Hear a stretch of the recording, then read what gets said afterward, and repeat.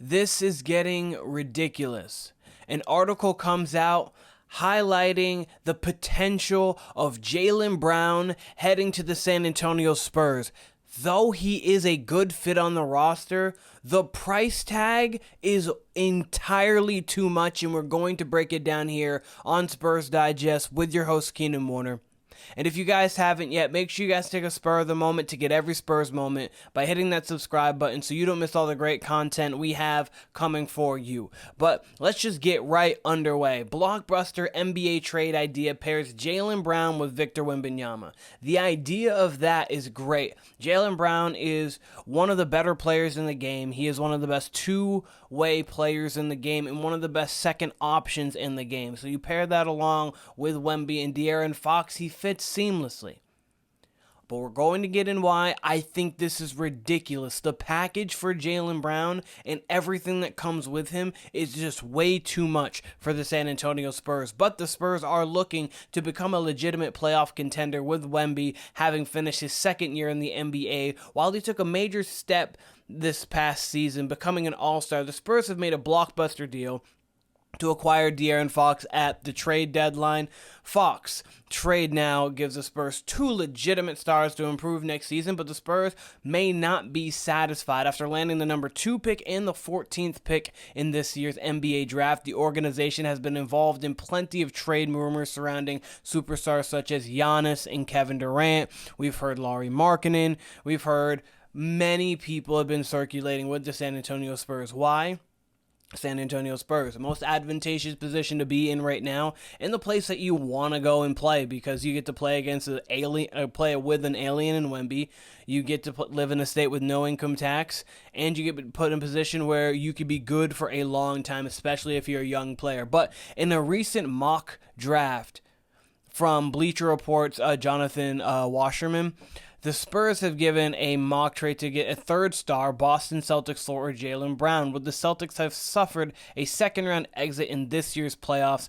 Weird fun fact, for like the last 6 or 7 years, the champion of last year has not even made it to the conference finals, which is kind of a crazy thing, but that trend might continue. But with Boston obviously suffering, they have the Jason Tatum injury, you have their money that's they're projected to make $198 million next season if they don't retool the roster, and that might even be low. They're going to be heavily into the second apron to the fact that they're going to have millions and millions upon taxes. They've got to do something to trade up that roster this year.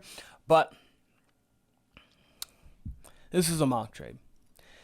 We received Jaylen Brown. Cool.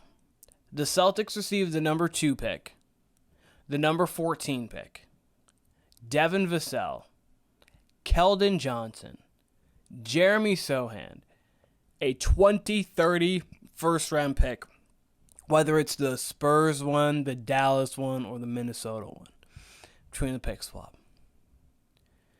So that might be Dylan Harper and Carter Bryant. That could be Dylan Harper and what if Derek Queen drops a couple picks and gets to 14? I don't think it's likely, but you never know what teams are looking for. A lot of teams are looking for those athletic wings. Maybe Derek Queen drops a little bit, and we could get Queen and Harper. So those two, Devin Vassell, Keldon Johnson, and Jeremy Sochan for Jaylen Brown. Where did our depth go? So we've got Fox, we've got Wemby, of course. We've got Jaylen Brown. We got to then maybe re-sign Chris Paul, but we might not have the money to re-sign Chris Paul because we'll get into his contract here in a moment. Let's just be real here.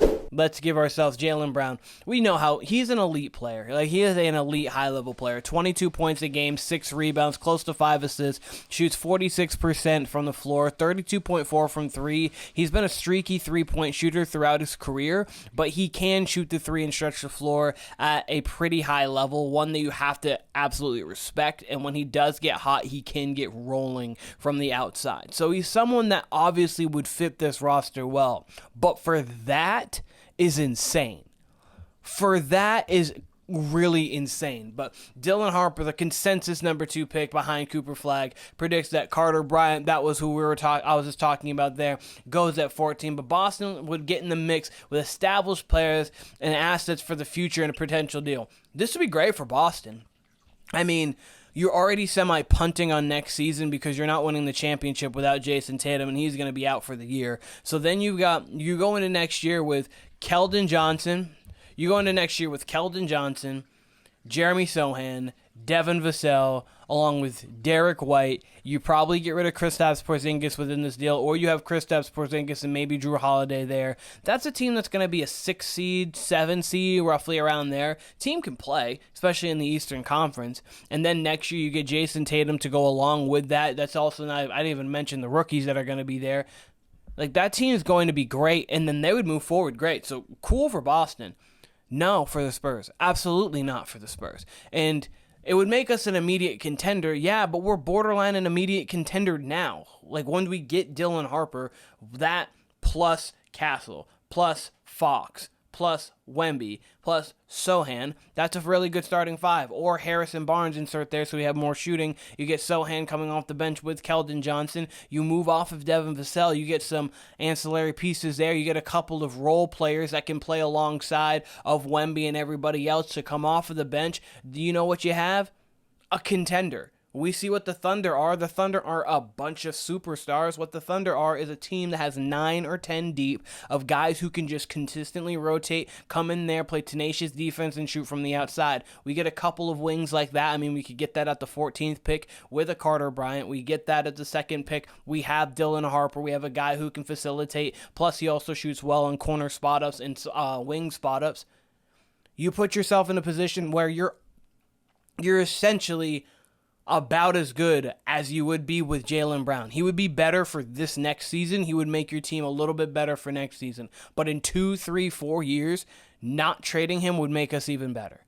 Like, not trading for him and having our team develop, we would be a better team.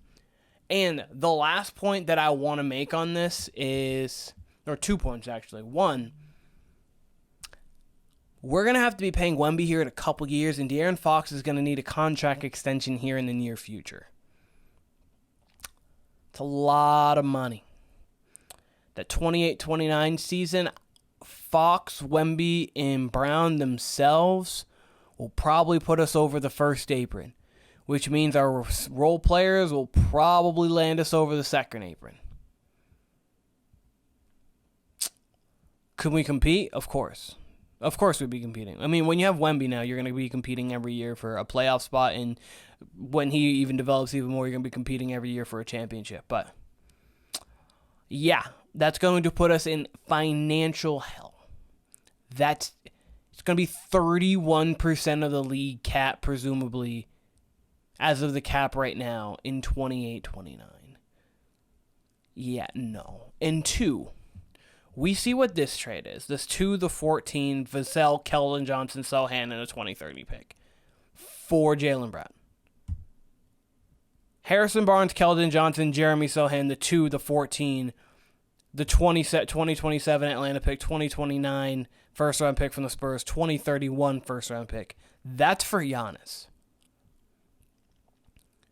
So you downgrade with Barnes rather than Vassell, and you get him a couple more first-round picks. That's the difference. So you're pretty much basically saying the package for Jaylen Brown is about the same as the package for Giannis Antetokounmpo. And that is insane. I get that Jaylen Brown is younger, but I mean by how much? Jaylen Brown's 28.